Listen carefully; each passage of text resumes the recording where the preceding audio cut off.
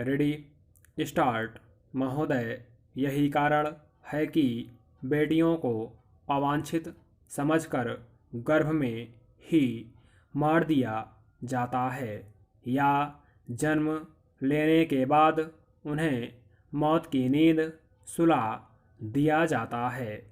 कहते हैं बेटियों को मारने की जघन्य परंपरा बहुत पुरानी नहीं है। यह भी कहा जाता है कि कुछ तथाकथित ऊंची जातियां अपने झूठे दंभ के कारण बेटियों को मार देती थीं, लेकिन अब तो इसमें सभी जातियों के लोग शामिल हैं।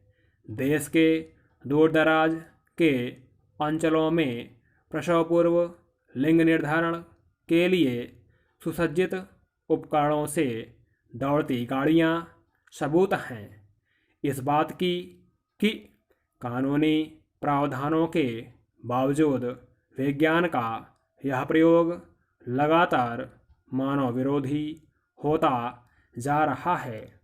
दरअसल कन्याओं के प्रति हमारे आचरण से साफ साफ झलकता है कि हम उन्हें उनका प्राप्य नहीं देते।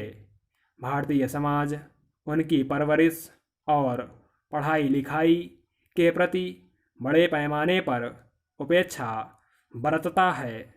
देश की ज़्यादातर लड़कियां कुपोषण से ग्रस्त हैं।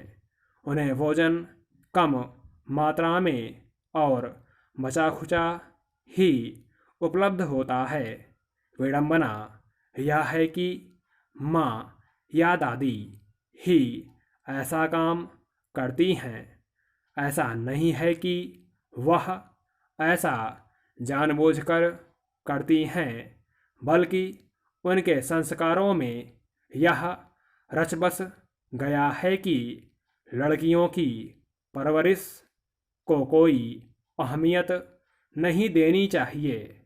इसीलिए ना तो उन्हें स्कूल भेजे जाने पर विशेष बल दिया जाता है, ना ही उनके स्वास्थ्य के विषय में कोई खास दिलचस्पी ली जाती है।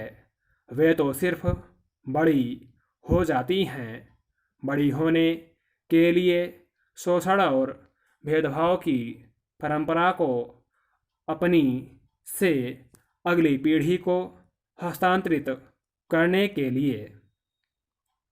इसे भी एक विडंबना ही कहा जाएगा कि मानव मूल्यों का पक्षधर मीडिया भी उनके विरोध में है। मीडिया को भी बालिकाओं, किशोरियों और स्त्रियों की ऊपरी बनावट और रूप सौंदर्य ही भाता है। उसके पास भी उनमें अंतर्निहित विशेषताओं को परखने या पहचानने की फुर्सत नहीं है।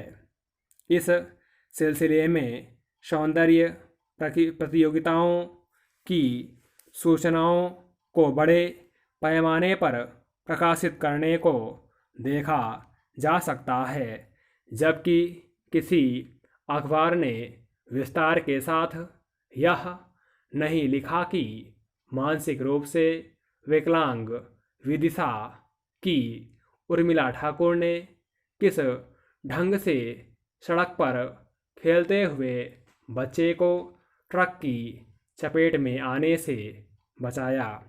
यदि कहीं यह खबर छपी भी होगी तो बहुत छोटी। जिस ढंग से सौंदर्य प्रतियोगिताएं राष्ट्रीय खबर बन जाती हैं, उसी तरह से ऐसी खबरें राष्ट्रीय समाचार क्यों नहीं बनती। यौन हिंसा और बलात्कार की खबरें जिस ढंग से छपती हैं, उनमें कहीं ना कहीं यह स्वर अवश्य रहता है कि स्त्री उपभोग की एक वस्तु है। यौन आधारित विषमता को समाप्त करने की पहली और आखिरी शर्त यह है कि मानसिक संरचना को बदलने के लिए बहुआयामी संघर्ष की शुरुआत हो। यह संघर्ष सभी स्तरों पर शुरू हो।